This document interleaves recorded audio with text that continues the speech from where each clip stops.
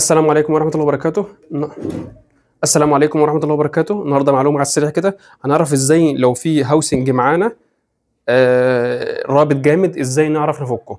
أول حاجة احنا كده بيكون موجود مفتاح زي ده، احنا ممكن نستعين بمفتاح تاني تمام زي كده، أبيض أو أسمر مش هتفرق، ونركب ما يكونش كده، لا يكون نفس البنز ده على البنز ده زي ما حضراتكم شايفين كده، ونبدأ. والبنز ده لازم أن يكون راكب في المنيم ده هنا كده، نبدأ نبيته كويس تمام كده اهو، بايت في المنيم تمام. نبدأ نفك كده، نمسك الفلتر من فوق هنا كده ونبدأ نفك بعزم كويس، هيفك معانا بسرعة إن شاء الله زي ما حضراتكم شايفين اهو، فك معانا بكل سهولة. فإحنا لو المشكلة عندنا في إن الهاوسنج نفسه ما بيتفكش وفي مشكلة في صعوبة، نجيب 2 مفتاح ونحط البنز ده مع البنز ده ونبدأ نبيت هنا، هيفك معانا بسرعة إن شاء الله. والسلام عليكم ورحمة الله وبركاته.